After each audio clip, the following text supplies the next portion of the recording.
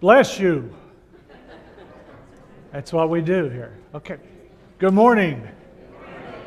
Grace to you, peace to you, welcome to you. It is good for us to come together, to be together.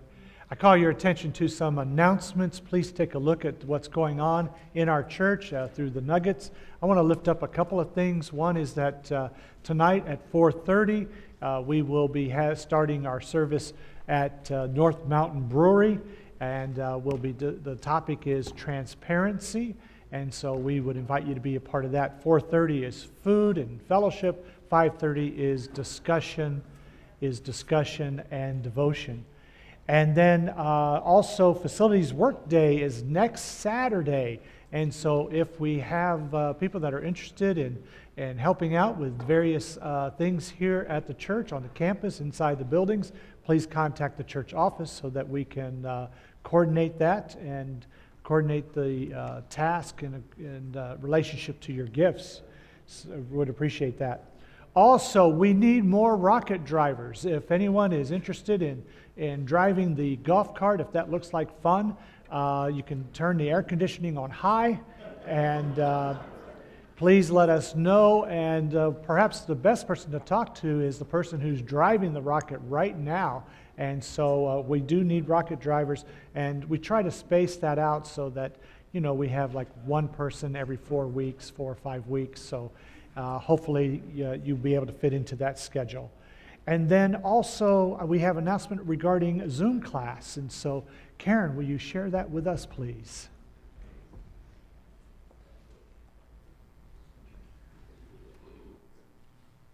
Hey, good morning, everybody.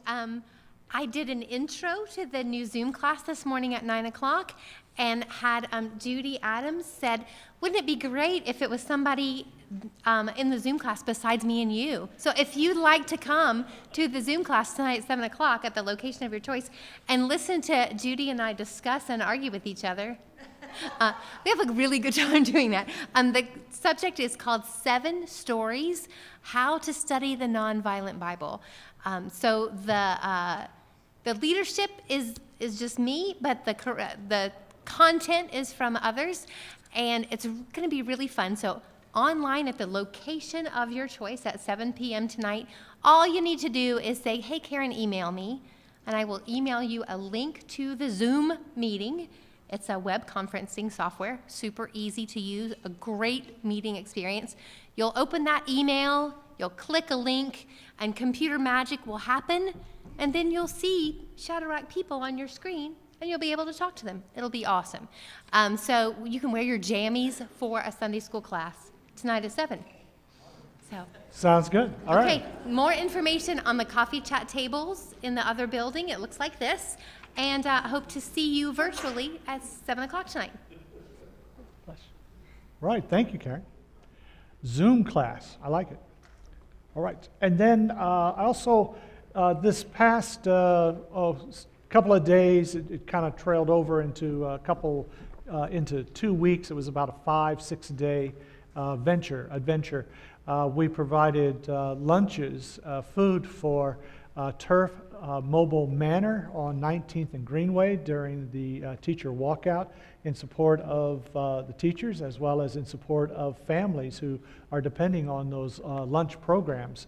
And so those of you who participated in that, would you stand if you're here this morning? Would you please stand? Okay. We certainly want to say thank you.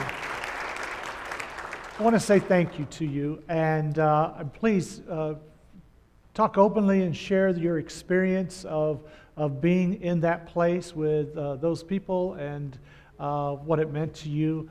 And thank you very much for your service and for your sense of call in all of that. So again, welcome to everyone, especially welcome to those who are visiting with us this morning, and welcome to our very own Sybil Eppinger, who is helping us with the conversation this morning in our Campfire Conversation series. This is the last Campfire Conversation, and then next week I'll be talking about the paths in between the campfires. And so we'll be summing up all of that together. And So let me share with you the metaphor that actually is a driving metaphor for our campfire conversation. And I know those of you who have heard this before, bear with it. But for those of you who are visiting and those who join us by way of YouTube, perhaps it's the first time you've heard it. As you go through the wilderness of the world, walking through the wilderness of your life, you may stumble upon a clearing, a sanctuary, a refuge called Shadow Rock. And in that clearing, you will find 3 campfires. It is a campfire of atheism, a campfire of non-theism, a campfire of traditional theism. And you will find good company at every one of those campfires. You'll find people where you can sing songs, share stories, and warm your hands and be welcomed. In equal distance from each campfire, at the center of the clearing is a table. And it is the table of Jesus. It is a table of radical hospitality and grace and generosity and peace and justice. And you can leave your thoughts about what you're doing at your campfire, leave those behind and come to the table and to share with one another and share in that grace and share in the vision of a better world and gain strength for the work ahead. And then you can go back to your campfire where again you'll be in good company.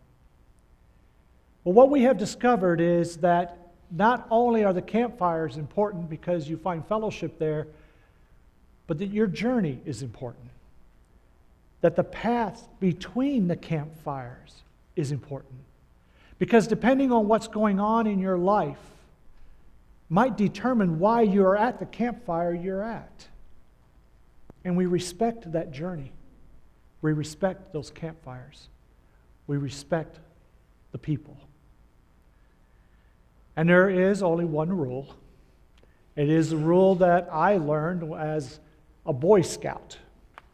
Because when I was a Boy Scout, what we did is we would have our own tents, and then we would all have our own little campfire, and in the middle of the night, we would sneak out of our tents, and we would go and we would pee on the other person's campfire.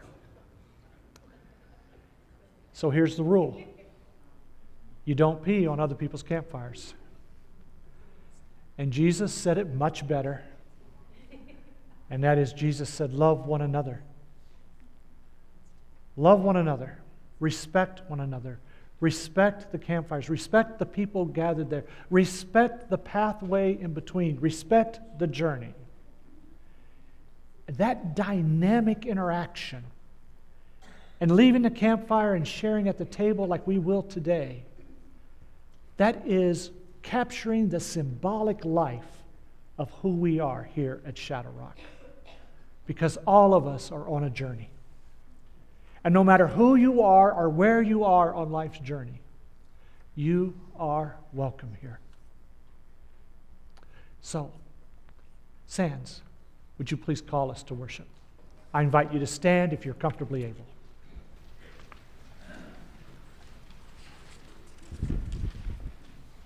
Good morning. Our call to worship. People wander around aimless in the wilderness of the world. All of us are looking for shelter, safety, companionship, and nurturing. People see a faint light blinking through the trees, and they move toward that light. As we move closer, we begin to hear voices. People cannot quite make out the whole message, but they overhear the words like inclusion, equality, peace, justice, faith, hope, and love. The light is getting brighter as we get closer. When people finally break through the tree line, they stumble into a single clearing with 3 campfires. Human beings name these fires to indicate where they are on their journey. The campfires are called theism, non-theism, and humanism. The whole sanctuary in the wilderness is called Shadow Rock.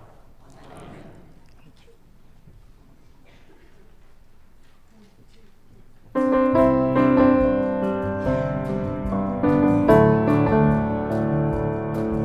There is room for all in the shadow of God's wing. There is room for all sheltered in God's love. And I rejoice and sing, my refuge and my rock in whom I trust. There is room for all. There is room for all. There is room for all in the shadow of God's wing. There is room for all sheltered in God's love. And I rejoice and sing, my refuge and my rock in whom I trust. There is room for all. There is room for all. Please be seated.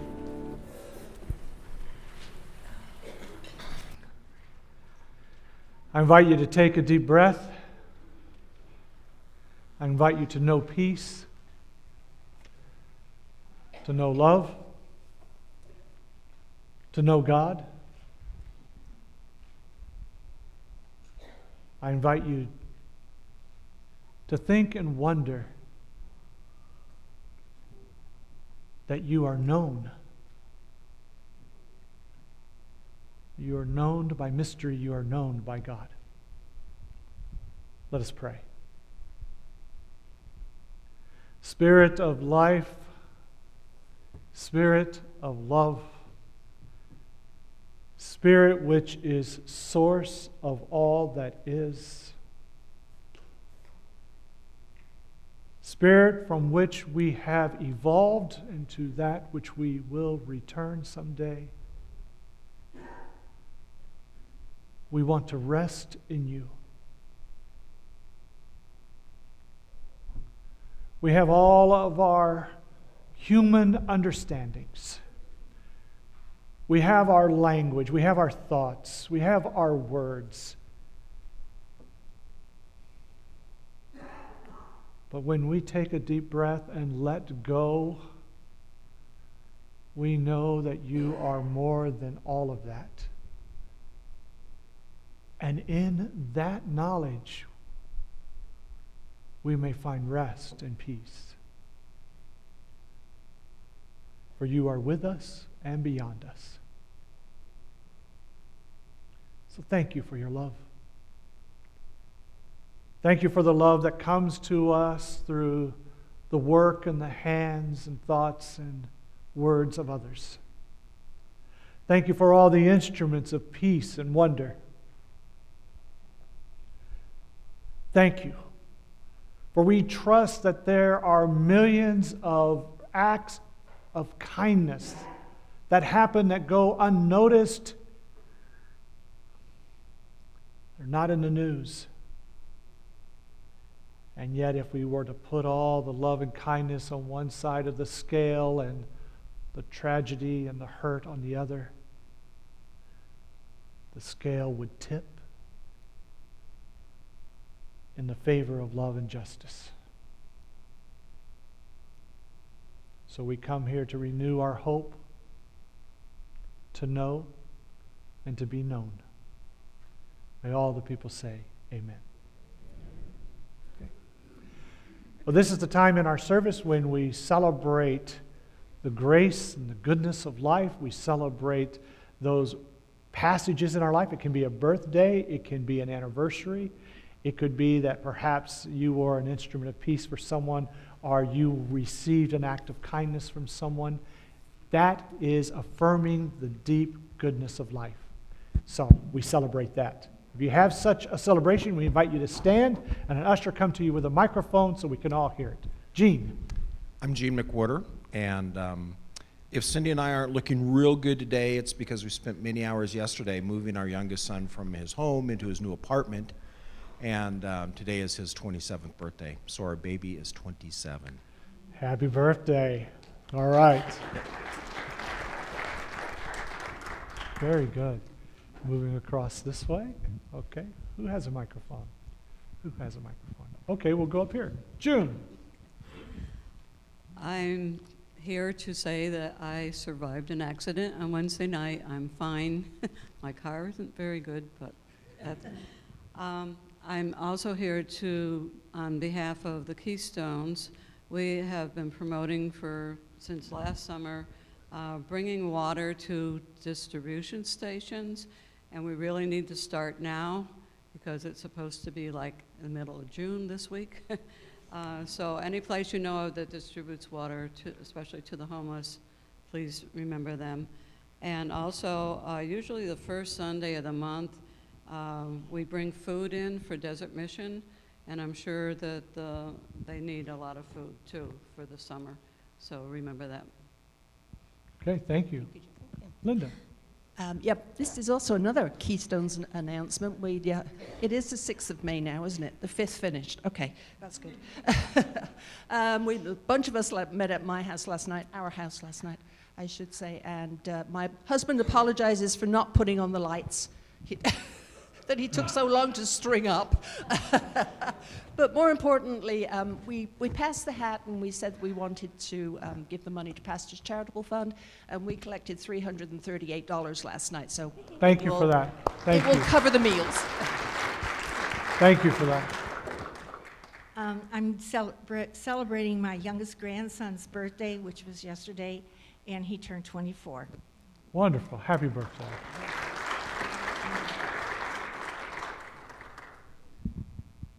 I'm Forrest. Carol and I went to First Friday this Friday, the first time we've ever gone, just to see what it was like. We rode the train down. That was really a lot of fun. And we went to an art exhibit at the Trinity Cathedral, and the artist was Susan Glenn's sister. So Wow. it was really fun to see her work. It was great. Wonderful. Thank you for that. All right. Very good. Okay, Karen. Hi, I'm celebrating today Shadow Rock's newest Our Whole Lives facilitator, Connor Garst, who's been an OWL participant, trained on the young adult curriculum last weekend in Tucson, and we're really excited to maybe get a young adult Our Whole Lives group started sometime soon. I'll vague that part up a little bit. But so if you see Connor, if you know Connor, just pat that guy on the back. We're glad to have him. Wonderful. Thank you for that. Hi, I'm Ashley. I want to celebrate all the birthdays in my family and friends, and I want to celebrate my mother and her husband. The anniversary was last week, and I want to celebrate that. They're not here today because they are in Ohio.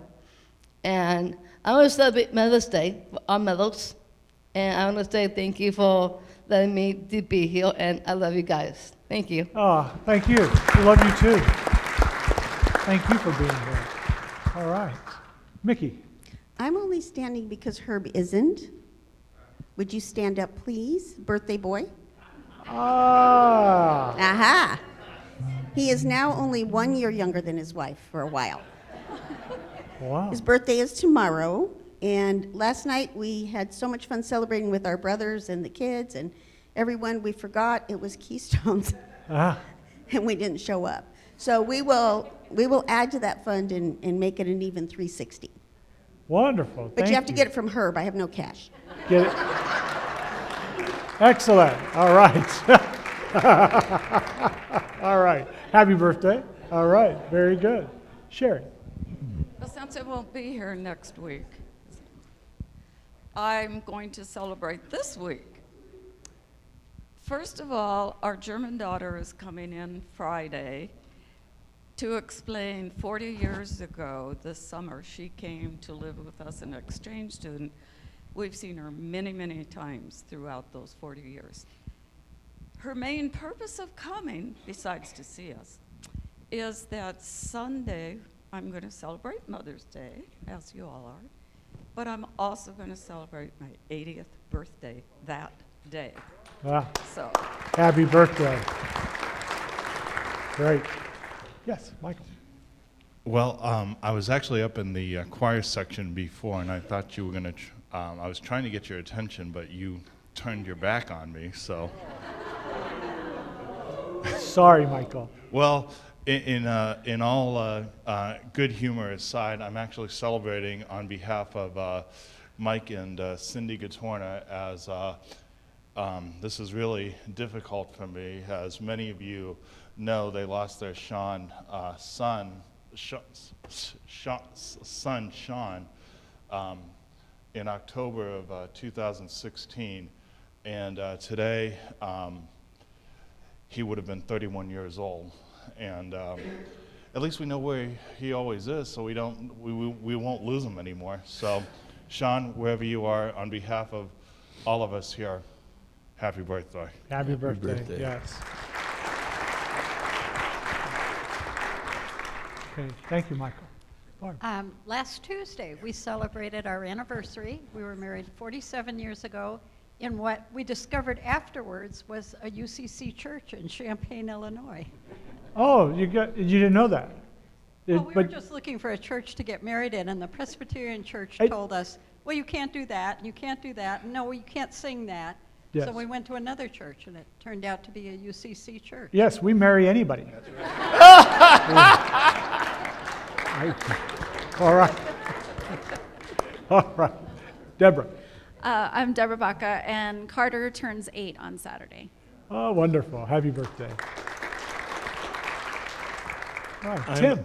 I'm Tim Schmaltz. I just wanted to celebrate that this week, Shadow Rock, several of us here were a part of the Jericho Walk down at the ICE headquarters.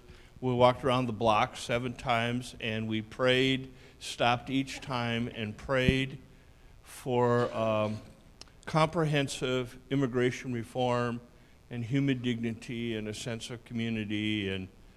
And it was very interesting because there was a group of UCC pastors who were on retreat at Cave Creek, and they came down, and our reputation at Shadow Rock for sanctuary and Hope Station and our work with refugees preceded us. So I'd just like to celebrate that we're known. Yes, thank you, Tim. Thank you. All right. So while I was walking around the ICE building 7 times, this song came to me. It's not very clever, but I'm going to share it with you anyway. And that is Joshua fit the battle of ICE, ICE, ICE. Joshua fit the battle of ICE, and the walls come tumbling down. It's a metaphor. Joshua fit the battle. Okay. All right. I do need to do one housekeeping thing here, and that is, who do we have? Who are our communion servers? Raise your hand, please. Communion servers? Communion servers, raise your hand. That is the people who are standing here and doing this. Okay. Joe, Sue, are you doing this? Are you doing this? Did Joe tell you? Did Joe tell you? He did tell you. Okay, okay. Okay, we have Joe and we have Sue. We have Rita and we have Patricia. And we have Mickey. And yes, wonderful. Okay, that's 3. I need 1 more. Okay, Mickey, you're here. Okay. You're here. Even though we do this every month, we've done this for years, we always get confused. And Sue, Joe, you're here, okay, on this side. And Liz, well, hold on a minute. Hold on. Everyone, don't pay attention.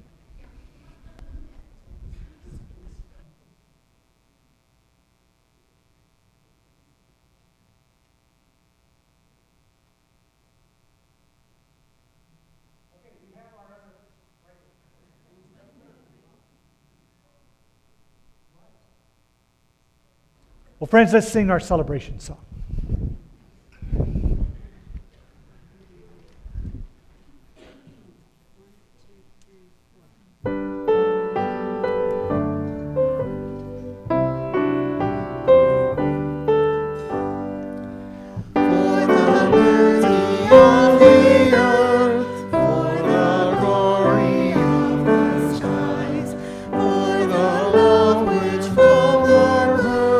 For the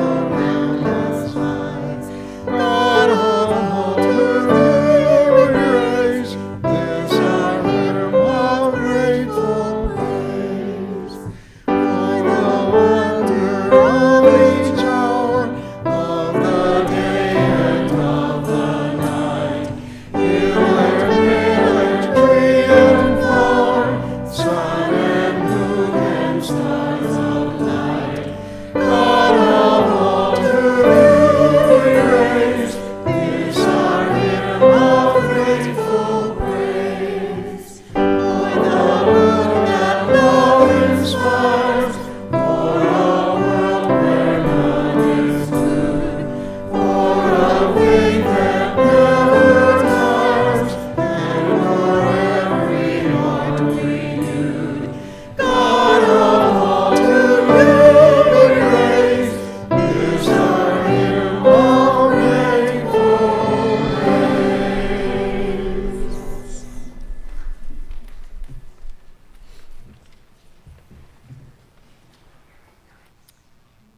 And now for our prayer of thanksgiving. Spirit of life, you have called us into being through love. You have joined us to one another in love. Our lives are but a breath, but our breaths are drawn from your Spirit. You have created us as walking paradoxes, specks of dust and images of the divine both. Grant to our spiritual family a deeper fullness of being and spirit. May we carry the experience of this morning in our continuing journey. May all people say amen. Now we're celebrating community with one table. Okay. Our celebration of life and love continues with our sharing of bread and the cup.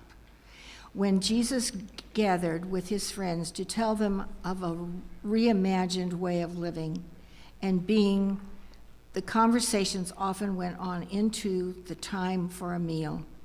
Jesus ate and conversed with the high and the mighty, with the pious and self-righteous, and with those considered outcast and sinners.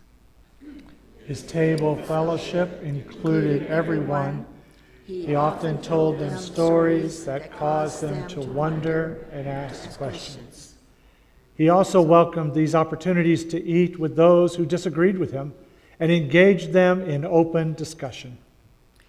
In this way, the issues of life and death, justice and injustice, conflict and peace, goodness and evil, were talked through and made real to ordinary people. Jesus used the meal as a demonstration of his teaching. He urged his followers to include a wide variety of people in what he called the realm of God, and he encouraged them to be open to the insights and understandings that come from honest and respectful dialogue among those who seek a worthy way of life. We are here to carry on the traditions of seeking truth and recognizing goodness wherever they may be found. To this end, everyone is invited and encouraged to share in this symbolic meal. This being so, we embody the spirit of life and love when we gather around this table and pledge ourselves anew to each other and the remaking of the world. I ask that you would pray with me.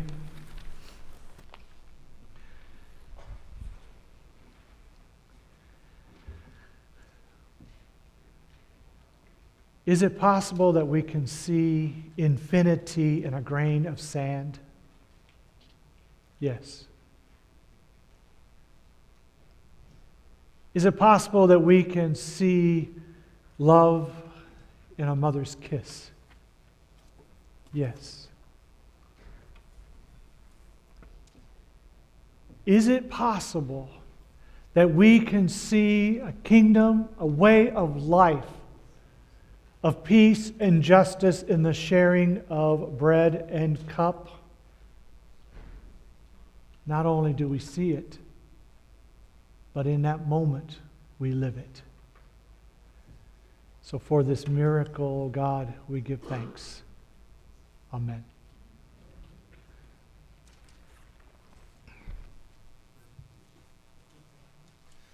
This is our third in the series of Y'all Comes. So if y'all would come, today we are singing All Things Bright and Beautiful.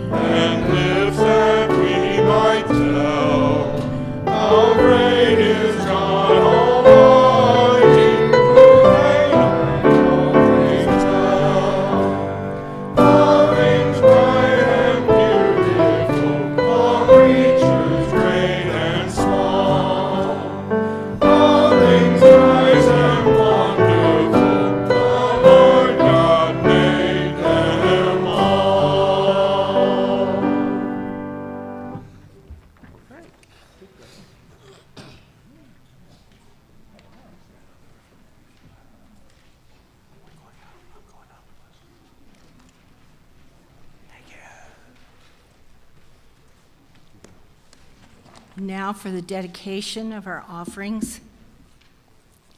As a river without an outlet becomes stagnant, so life which receives but does not give becomes polluted and sour.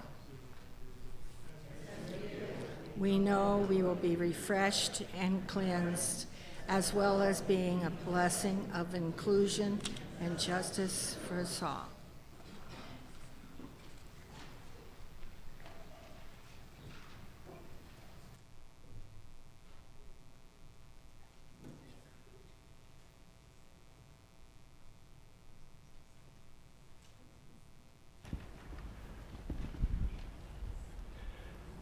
Hi. Hi, Ken.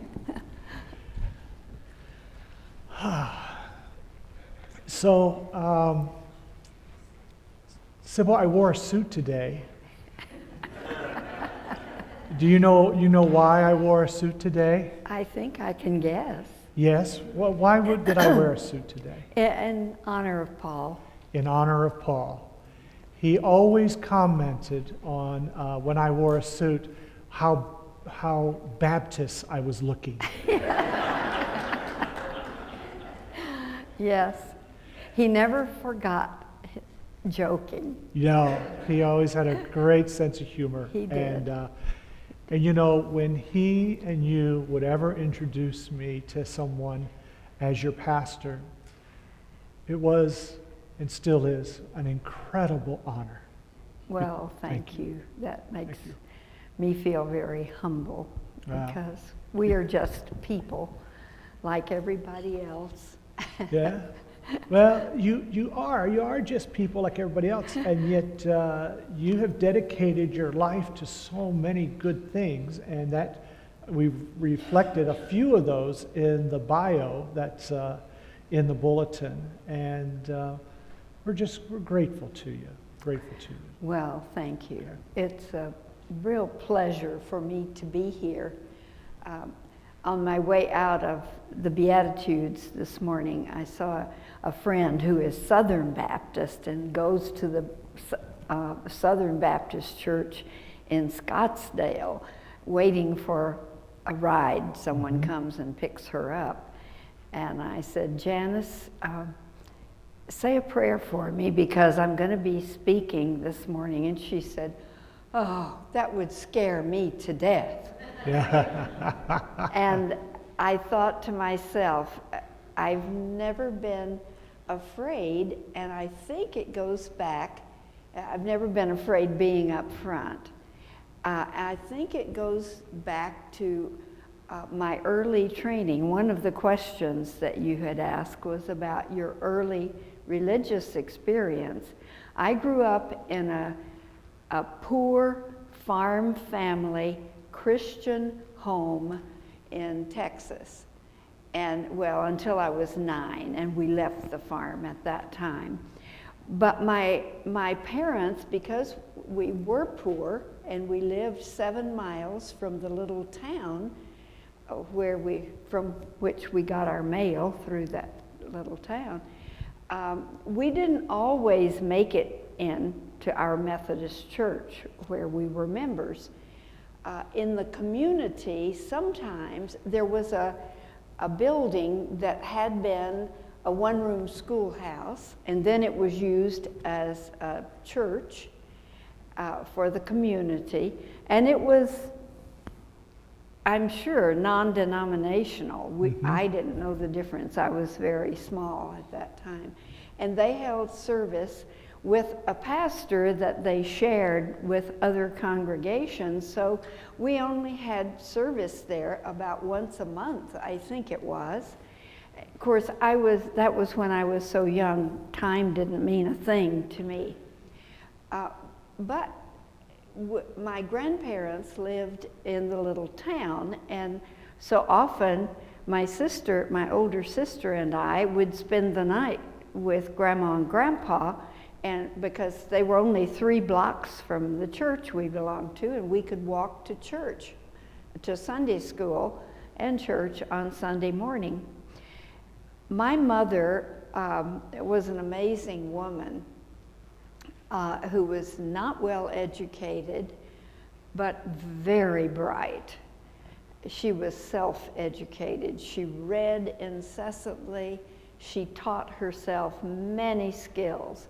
One of the things that she had liked to do as she was growing up was to memorize and share poetry or other dramatic readings in front of any audience.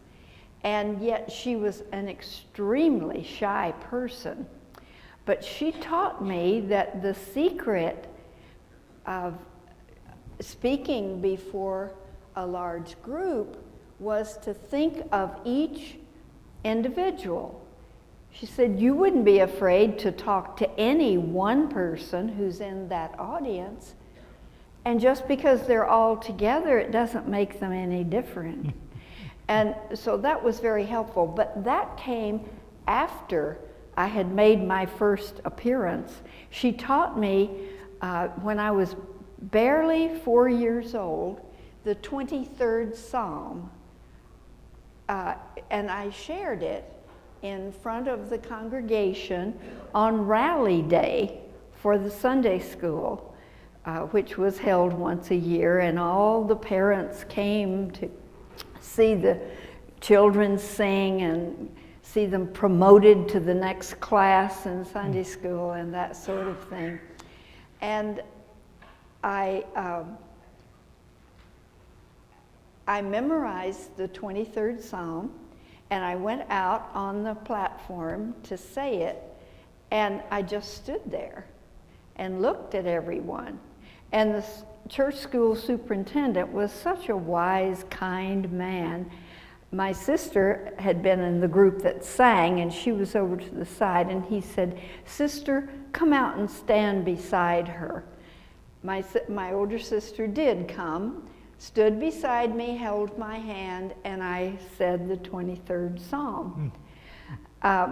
It was after that that Mother shared with me the secret of not being afraid in front of a group of people.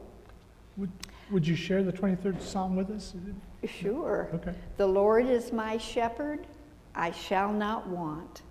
He makes me lie down in green pastures. He leads me beside still waters. He restoreth my soul. He leads me in the paths of righteousness for his name's sake.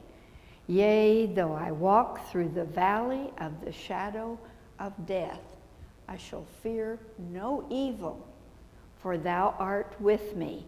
Thy rod and thy staff, they comfort me. Thou preparest a table before me in the presence of mine enemies.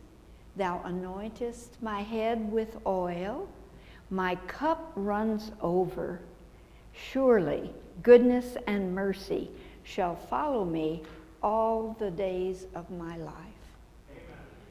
And even though I'm sure when I was 4 years old, I did not understand all of that, but that became a part of me, and I think it has been my guiding principle throughout my years. I really do feel God with me.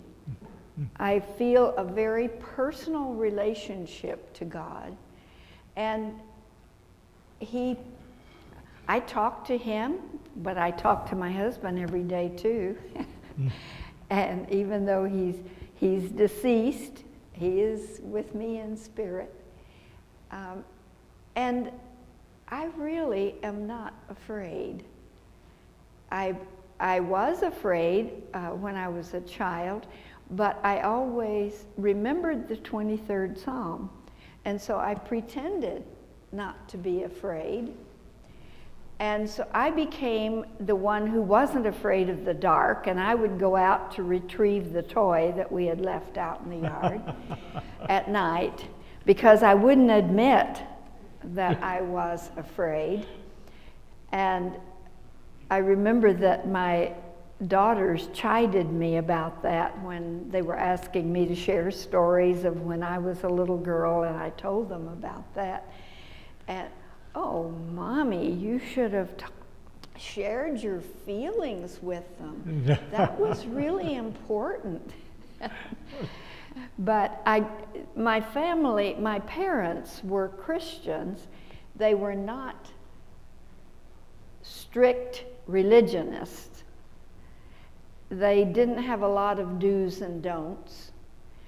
And we weren't in church every Sunday, but my parents lived their faith. They really, I could see every day. And my dad taught me to, when you give your word, you follow through. You do not break your word. And I remember one of my mother's strong teachings was, expect the most of yourself, because you know what advantages you've had and you know what you have been taught. But don't judge anybody else. If you had walked in their footsteps and experienced all the things that they have experienced, you don't know how you would react, and you might be even worse than they appear to be. So it's easy for me, because of that childhood teaching, not to judge other people. And now I can say, talking about being afraid, I really am not afraid, because God is with me all the time. And I feel it. And I have seen so many miracles. It mentions in the bulletin that I went to the Philippines as a Methodist missionary for 3 years.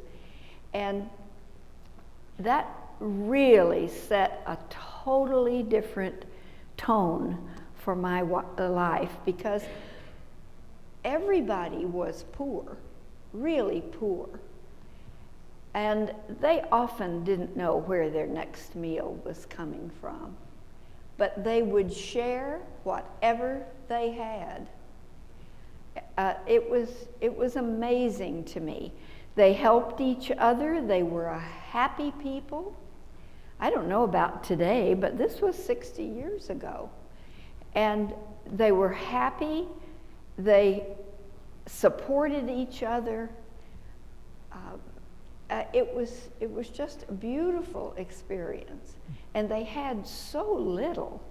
And my experience throughout life has been the people who have the least are the most willing to give whatever they have. And I think sometimes our affluence works against us. We don't think that we're rich, but by the rest of the world's standards, we are. Almost all of us are. And yet we don't share in the same kind of way. So that really, and they made do with so little. They could always find a way to work things out. Add another cup of water to the soup and make coffee out of burned rice. They would char the rice so that, and it tasted nothing like coffee, believe me, but it looked like coffee. And I drink my coffee black, but they always put canned milk and sugar in the coffee. They made a big batch of coffee. Sounds like they would have to. Yes. And then they would add the milk and sugar. So it was not like drinking coffee, but it was something hot in the morning to drink. And I traveled in the Philippines, and at that time there were no hotels or motels at all. And few restaurants. And so I stayed in the homes of the members of the churches. They were just amazing as they shared what they had. And guests were considered special people. So they would give up their bed to me and sleep on a mat on the floor. And only a few times did I sleep on a mat. And that was when a number of us were at one house, and there simply wasn't any place else to sleep. We put down the straw mats on the floor and had a slumber party. But they made the best of everything. And that really set the tone. And then, of course, when I was in mission training, that's when I met Paul, and that's another whole story of how quickly... And you know what Paul remembers most about mission training with you? You do, don't you? Yes, I do. You want to share that? What does he remember most about mission training with Well, you? he tells it one way, and I tell it a little differently. Yes. We had classes, and most of them were taught out of doors under a tree. This was in Tennessee in the summer at a camp, and the first week that we were there. And one day it rained, and we couldn't have our class outside. We moved to a screened-in porch that was kind of L-shaped, and there really weren't enough chairs for all 40 of us to sit on chairs. So a lot of the young men just sat on the floor, and we gals, being 60 years ago, we sat on the chairs. And Paul happened to sit right in front of me. Just so happened. Yeah. And I was wearing, he could still tell you the color of the pedal pushers I was wearing. But he sat in front of me, and I touched him on the shoulder. I really didn't know him as an individual yet. And I said, "Hun," being from Mississippi, we call everybody Hun. He was from Colorado. He hadn't been called Hun before. I said, "Hun, if your back gets tired, feel free to lean back against my legs like a chair back." And he told it that he had never had a beautiful Southern belle ask him to lean back against her bare legs. That's right. It was quite a religious experience for him. Yeah. Well, So- I'm not sure what kind of experience it was, but Sybil, yes. please, we all know what kind of experience it was. So I want to go back to the 23rd Psalm for a moment. Okay. While you were telling that, I had forgotten, but then remembered while you were telling that Sharon Ray, when she was in the hospital and she was on to a ventilator, she couldn't speak. And I had forgotten this, and she took my hand and she kept making symbols on my hand. And I couldn't figure out what it was. It took me a long time to figure out what she was saying. Till finally, I figured out it was P, S, 2, 3. Oh, bless her. She wanted me It meant a lot to her, to too. to read the 23rd Psalm to her while she was on the ventilator in the hospital. Yes. The reason I bring that up because I think that when we talk about theism, traditional theism, I really appreciate about traditional theism the intimacy that traditional theists feel with the more of life, with God, whatever you want to name that mystery. The intimacy they feel. And how are you to relate to that intimacy in such an intimate way without language?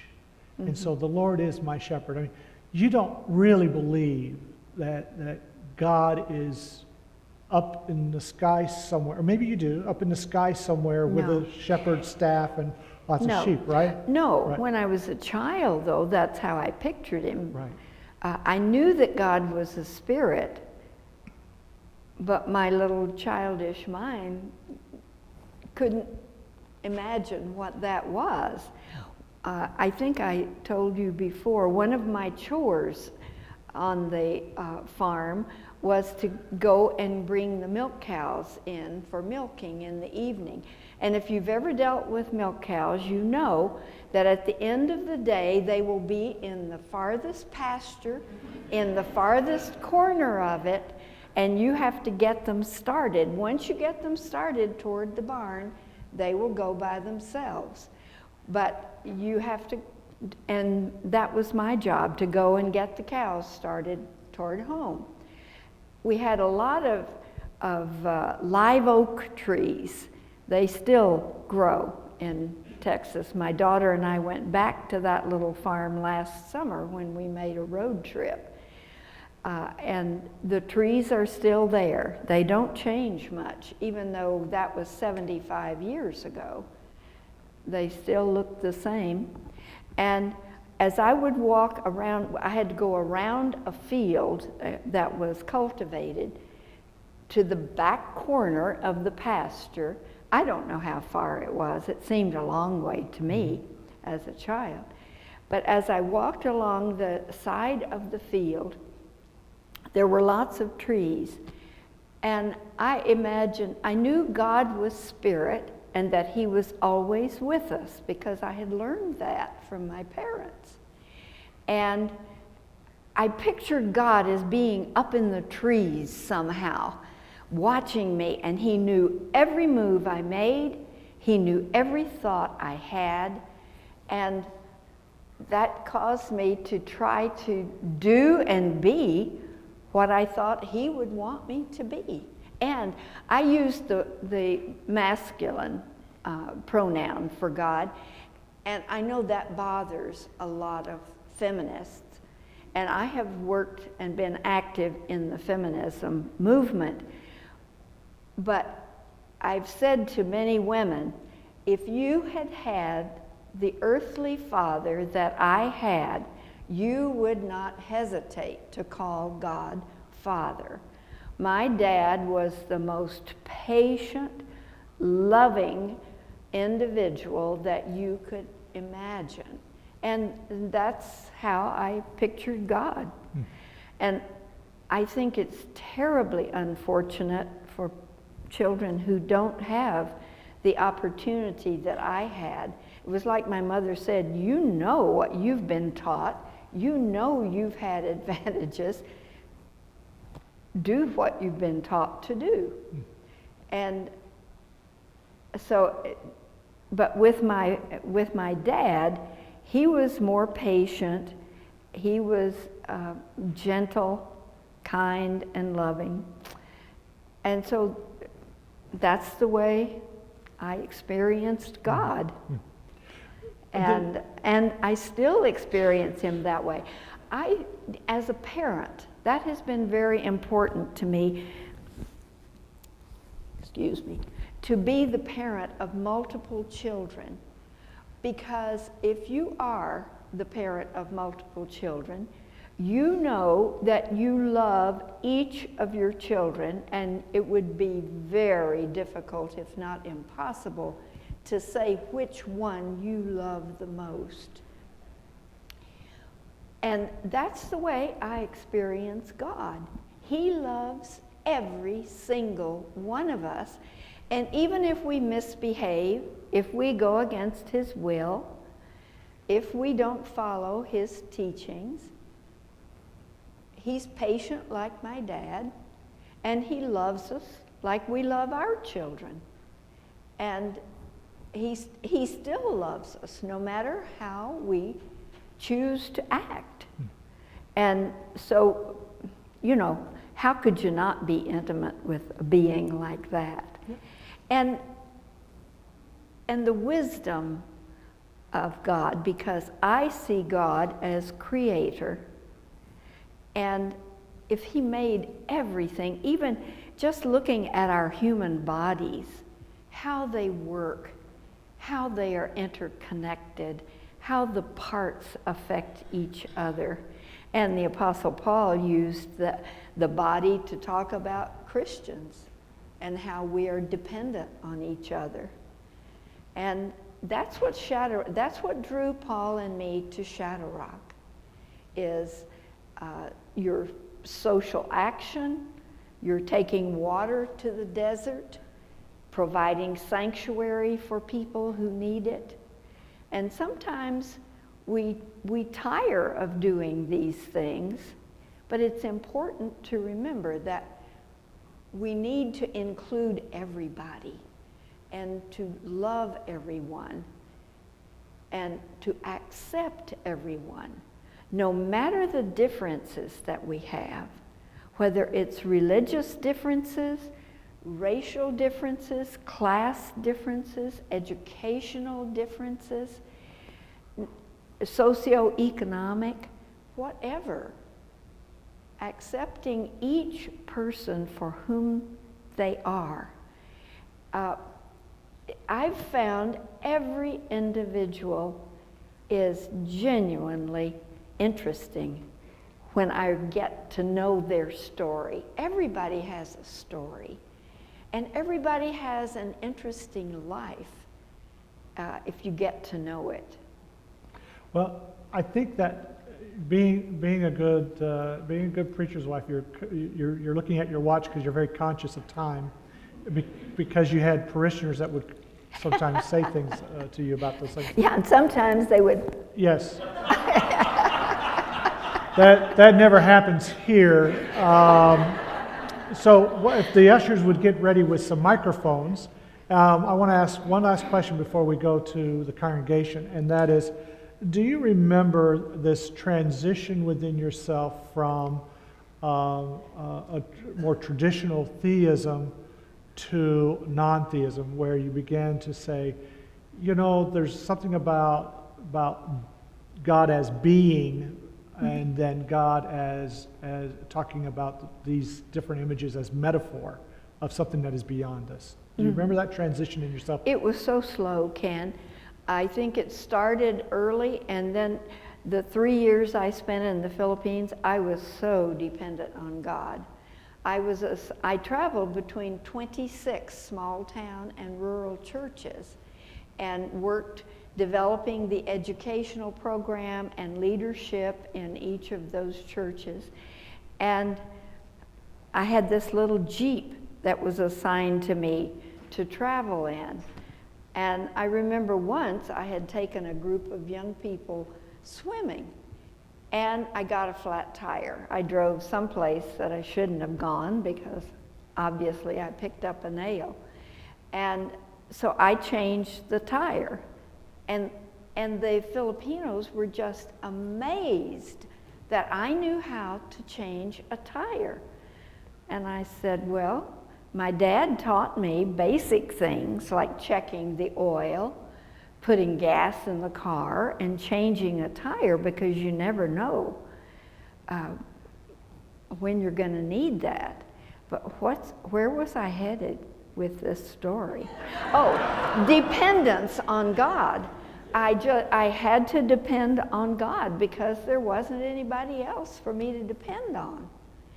And I saw the Filipinos doing that, the Christians doing that every day. Yes, yes. And I think that our language around that, it helps us with those emotional and spiritual dynamics, those emotional and spiritual processes, not only inside, but between each other, to have some shared language about that. Absolutely. So, okay, all right. So do we have some questions? If you have a question, please stand, let an usher come to you with a microphone. And Hubert is probably one of our closest to traditional theism than most people. Yeah. Very true. My theism is very Nicene, and it's probably as traditional as as rigid, I would say, as orthodox as it probably gets. You know, speaking about God, which. First of all, I want to say thank you so much. This was... Hold the mic up a little more. So I want to say by saying thank you so much. This was definitely very enlightening. And I would say that the Psalm 23, my mother also gave it to me, not when I was little, but when I was probably around 10, 11. And she gave it to me as a psalm, I read Revelations when I was 10, and it scared me because I didn't understand it was metaphor. So she gave it to me as a way to like not be afraid. And she would always say, if you're scared, open the Bible to that psalm in your room and you should be fine. And I still do it up to this day. If I feel something is not right in the air, I open the Bible to Psalm 23 and I feel pretty good. And my question was, I would say, being from traditional theism, is a lot of people feel that it does put limits to who God is or to how you can have a relationship with God, because from, I would say, an outside view, it looks like this being is so defined in like, as we do define, through like the Trinity, and so how it may seem limiting. But my question would be like, is there an answer you can give to that? Like, does him being so defined limit him in your experience, or how can you explain to people that it's perhaps not as limiting as it seems? Okay, so your question, as I understand it, is how can I share with someone else how they can relate to God? My question is like how they can develop a personal experience? No, it's more of how, because non-theism doesn't really define what God is, but traditional theism has a kind of a definition of who he is. And to many people that might seem limiting to like have this being who is like so up there, but is very limited and I'm is. not hearing him well. I think what Hubert is asking is that as you relate to God, you are using, for example, personal pronouns, he. And Hubert's asking, do you find that limiting your own experience with God? And would you find that limiting in trying to share your faith of God with others? Well, that's a question I've never thought about before, Hubert. Thank you. And thank you to Ken for being much more eloquent than me in my own question. Yeah, I tried. Okay. I would suggest that a person begin to read writing about God. That's been very helpful to me. Reading, studying, attending Bible classes, Bible study classes, and learning about what God is and has done. I'm not sure that my concept is accurate, but it's very important to me and very personal to me. But I can accept anyone else's interpretation. One of the things, as Paul and I got interested and involved with interfaith, that we found out that all the different religious groups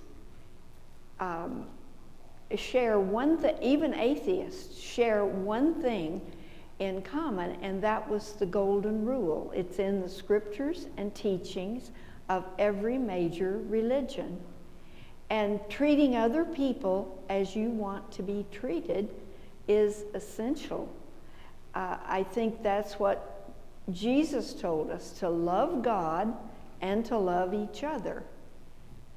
So I would say that the best picture, I guess I read it this way once, Jesus is the best picture God ever took. Okay. And so as we look at the life of Jesus, how he lived, what he taught, what he told us to do as his followers, that tells us about God and what God wants. And Jesus called God his Father repeatedly, and that's the way that it seems to me. Well, thank you. You're welcome. We have over here, Jan. Okay, Jan? Yes. Ken, you know how much this church means to us, and you do. I'm sorry? I want Ken to know we love this church. We love Shadow Rock. We love Ken and everybody at this church. But I want to say that Jack and I were members of the First Baptist Church when Paul and Sybil were there. I want you to know what a great joy that was to have you part of our family then. That church and the people meant a lot to us there. When we first heard Paul, he came as a guest, to speak, to see if we could take him on. And we were a little small room, seeing this new pastor, if we were going to accept him. And when he spoke and he walked, it was like a force field. That's what Paul was, like a force field. He just took over. We met you, Sybil. You were like a sea of just calm and love and patience. You were such a person that you felt comfortable, a mother. So I want to thank you. We did thank Paul, and we thank him again, but I want you to know how much you meant to us. Well, and I appreciate you being here and hearing you again. You are one of God's angels. Thank you so much, Sybil. Well, thank you, Jane. Amen. Do That's you a have good note to end on. I guess she doesn't have a question. Yeah, that's a good note to end on. What we have done with the last two is we actually gave them a placemat to say, you always have a place at the table of Shadow Rock. Now, we've already done that for you. Yes. You have that. You were very welcoming to us. When you moved... To us Baptists. Yes. When you moved, major transition in your life, you had to get rid of a lot of different things. I have to ask you, did you get rid of your placemats as well? No. You got it. We don't have a physical placemat that you gave us. You don't? We didn't get one. We didn't get... How did we not give you one? I don't know. Are you sure? Yes, I'm sure, because I have all of my placemats in one place. And you don't... Well, are you going to Coffee Chat? Yes. Well, I'm going to get you a placemat then. Okay. Thank you. All right. I can't believe we didn't do that. I will use it. Thank you so much for who you are, what you do, and thank you for today. Thank you. Okay? Thank you for the opportunity. Right. We want to gather for our closing song, and Sands, will you lead us, please, in our words for mission? Yes. Oh, I left my bulletin on over there. Keep it. Oh, thank you.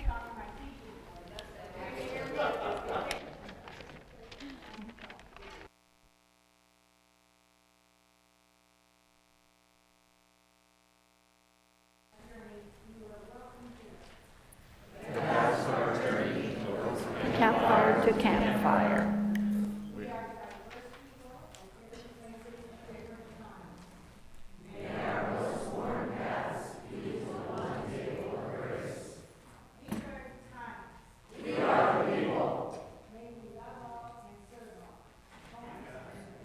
Ha ha ha!